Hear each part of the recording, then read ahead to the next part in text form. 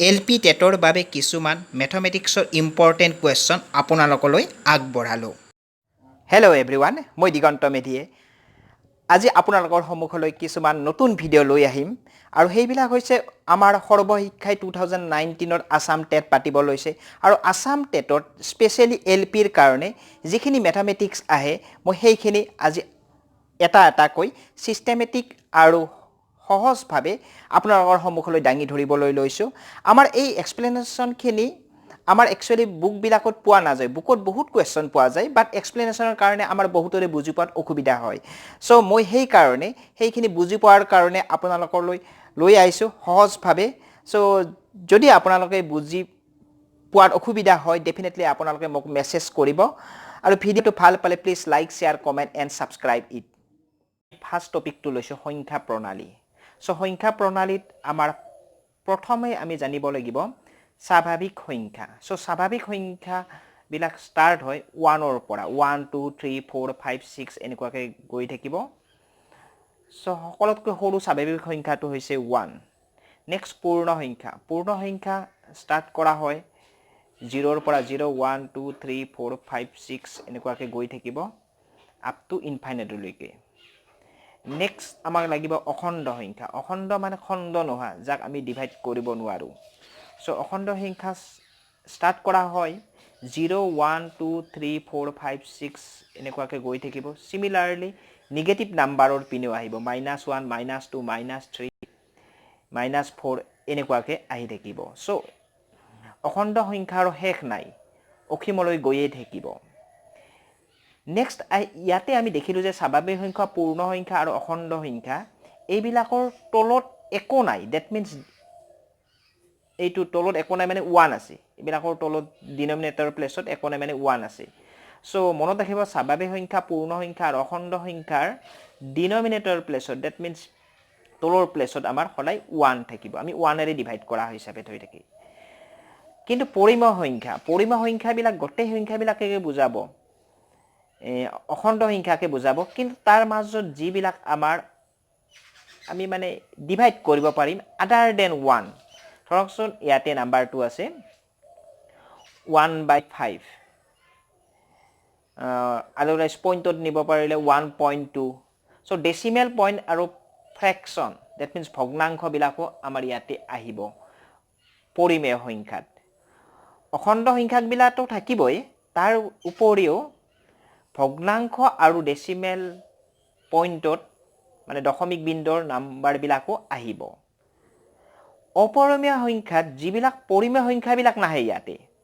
ইয়াত আহিব আপোনাৰ ৰুট অভাৰ থকা, এইটো √2, √3, √5 ... এনেকুৱাকৈ গৈ থাকিব। এতিয়া স্কুৱেৰ ৰুটৰ চববিলাক নাম্বাৰ নাহে, যিবিলাক আমাৰ পাৰফেক্ট স্কুৱেৰ নাম্বাৰ, ধৰি লওকচোন 2 2 জাৰ 4, এই নাম্বাৰটো আমি একচুৱেলি নাম্বাৰটো পাম আমি 2, ৰিজাল্টটো পাম। চ' এইটো অপৰিমেয় সংখ্যা নহয়, মানে পাৰফেক্ট স্কুৱেৰ, যেনে 5 5 জাৰ 25। চ' √25 ইজ নট এ অপৰিমেয় সংখ্যা, ডেট মিনছ ইৰেচনেল নাম্বাৰ।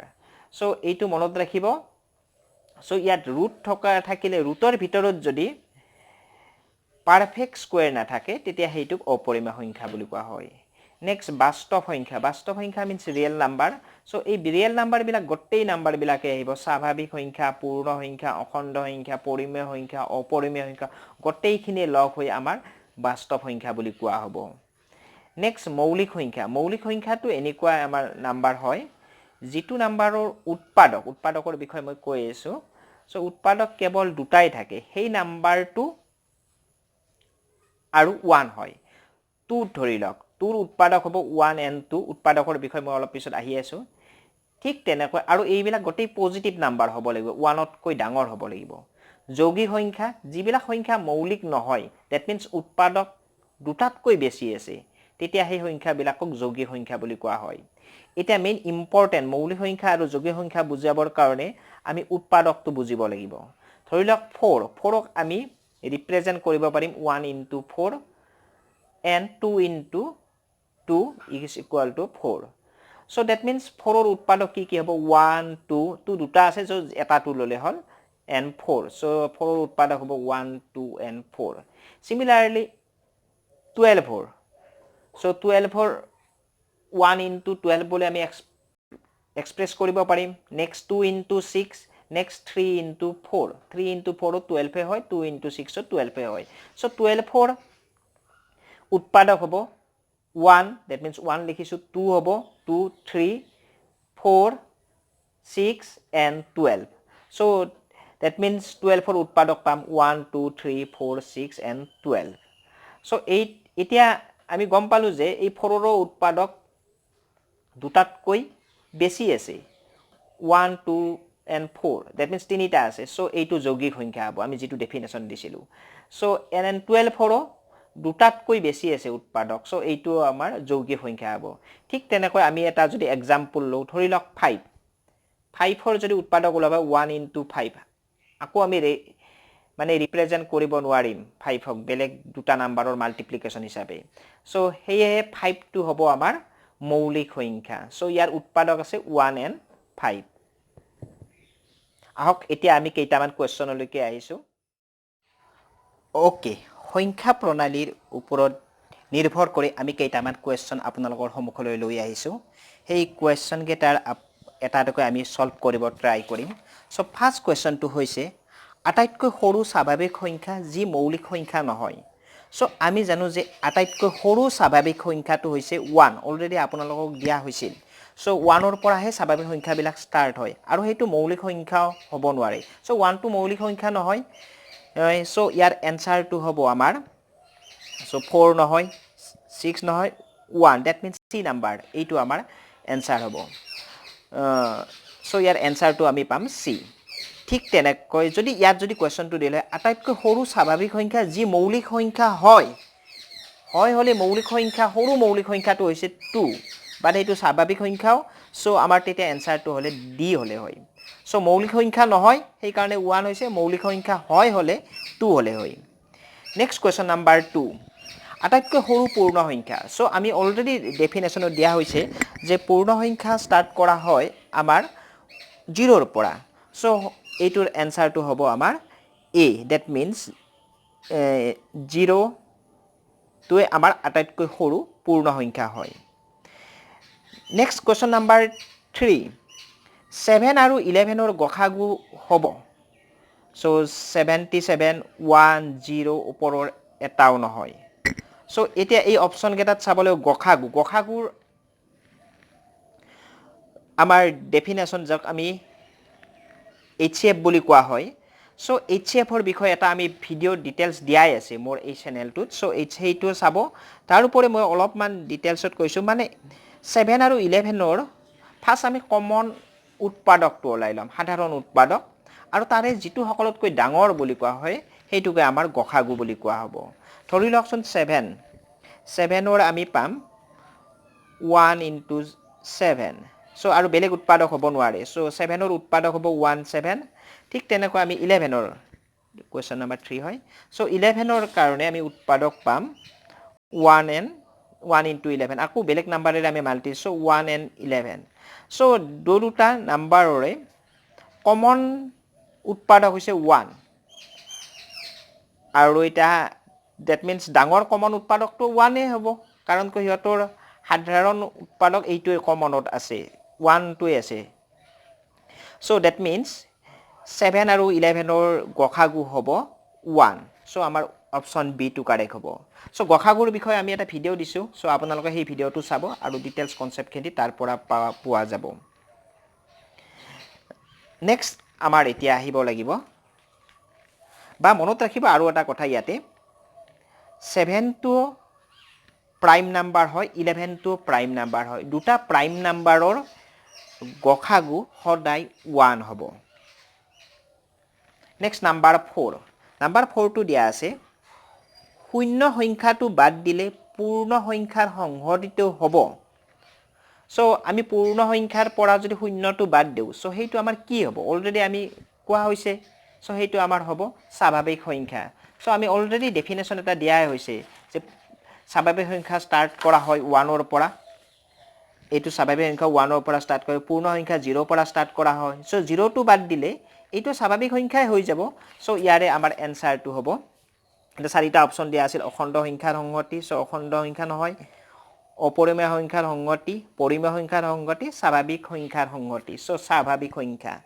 আমি গোটেইখিনি সংখ্যাখিনি লগ হৈ থাকিলে সেইটোক আমাৰ সংহতি হিচাপে বুজোৱা হয় নেক্সট নাম্বাৰ 5 সো 5 টোত আমাৰ 2 সংখ্যাটো হল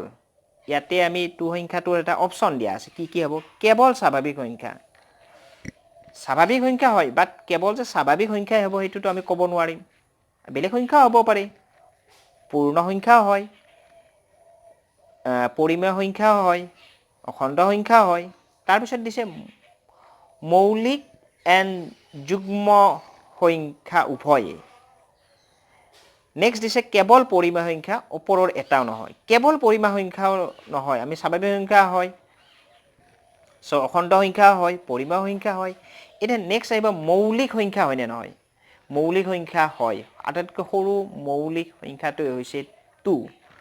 আৰু যুগ্ম সংখ্যা দ্যাট মিন্স 2 ৰে ডিভিজিবল হয়নে সো 2 ৰে ডিভিজিবল হোৱা সংখ্যাবোৰক যুগ্ম সংখ্যা বুলি কোৱা হয় দ্যাট মিন্স মৌলিক যুগ্ম সংখ্যা হ'ব সো ইয়াৰে আমাৰ অপচনটো হ'ব বি সো নাম্বাৰ 6 আটাইতকৈ সৰু স্বাভাৱিক পূৰ্ণ বৰ্গ সংখ্যাটো সো আটাইতকৈ সৰু স্বাভাৱিক মিন্স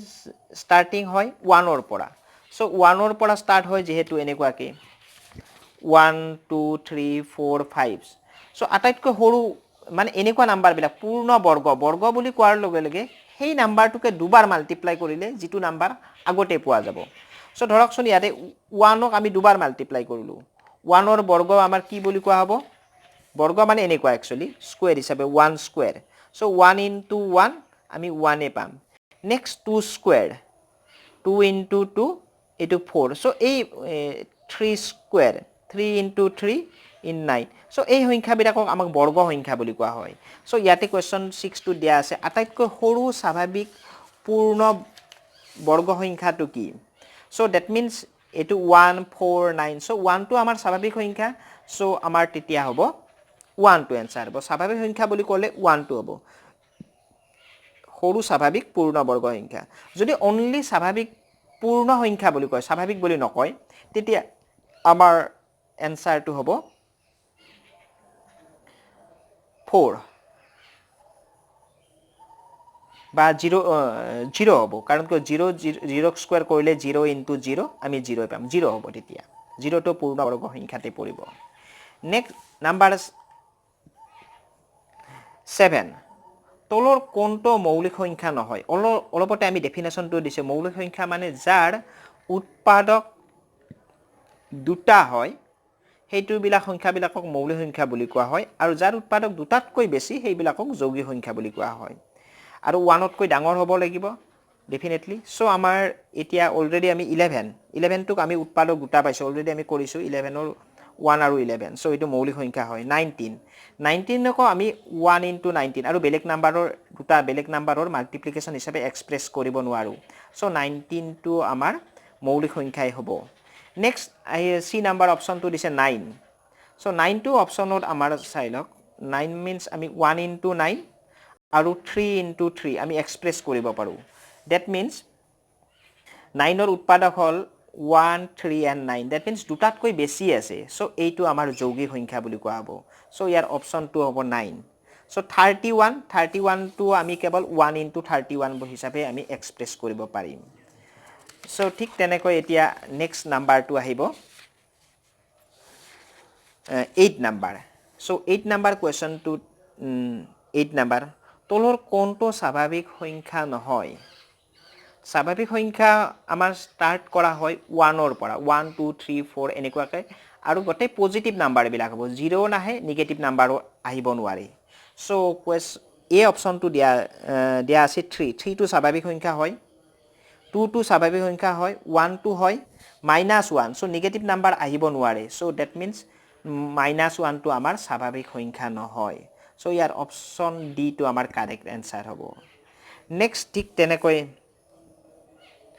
9 question number 9 সো ইয়াতে দিয়া আছে 9/21 ভগ্নাংশটো তলৰ কোনটোৰ সমতুল্য একচুয়ালি সমতুল্য বুলি ক'লে 9/21 সো ইয়াক আমি কেনসেলেশন কৰি যেটো ভ্যালু পাম হেতু ভ্যালু আহিব হেতু ভ্যালু চাব লাগিব সো 9 and 21 ইয়াৰ দুটা নাম্বাৰকে 3 ৰে ডিভিজিবল কৰিব পাৰিম মানে 3 ৰে বিভাজ্য কৰিব পাৰিম সো 3 ৰে 9 ক কাটিলে 3 টাইমছ যাব তেনেকৈ 3 ৰে 21 ক কাটিলে 7 টাইমছ যাব সো এনসাৰটো হ'ব 3/7 সো ইয়াৰে এনসাৰটো হ'ব 3/7 সো বি এনসাৰ কাৰেক্ট হ'ব নেক্সট 10 নাম্বাৰটো আমাৰ ইয়াতে দিয়া আছে 5/0 মানে 5 ক 0 ৰে ডিভাইড কৰিছো সো 5/0 এটা সংখ্যা সো এই সংখ্যাটো আমাৰ কি সংখ্যা হ'ব পাৰে সো হ'ব পাৰে সংখ্যা এটা হ'ব পাৰে কেতিয়া হ'ব নোৱাৰে শৰ্ত সাপেক্ষে হ'ব পাৰে হ'বই সো সংখ্যা আমাৰ স্বাভাৱিক সংখ্যা বুলি ক'লে আমাৰ কেতিয়াও মানে স্বাভাৱিক নহয় আমাৰ যেতিয়া আমাৰ কোনো এটা স্বাভাৱিকে হোক বা পূৰ্ণ হোক বা অখণ্ড সংখ্যা হোক তাক যদি আমি 0 ৰে ডিভাইড কৰো সেই সংখ্যাত হেতু এটা কোনো সংখ্যাই হ'ব নোৱাৰি মানে একচুয়ালি আমি কোনো সংখ্যাকে 0 ৰে আমি ডিভাইড কৰিব নোৱাৰো সো therefore ইয়াতে কেতিয়াও হ'ব নোৱাৰে এটা সংখ্যা কেতিয়াও হ'ব নোৱাৰে সো আমি আজি আপোনালোকৰ সন্মুখলৈ এই 10টা কোৱেশ্চন আনিছো যদি কিবা এই বুজি পোৱাত অসুবিধা হৈছে আপোনালোকে মোক মেছেজ কৰিব তাৰ পিছত আমি এনেকুৱাকৈ প্ৰত্যেকটো টপিকৰে আমি এই কোৱেশ্চন লৈ আহিম আৰু আশা কৰিছো আপোনালোকে টেটৰ কাৰণে ভালদৰে প্ৰিপাৰেচন কৰিব ধন্যবাদ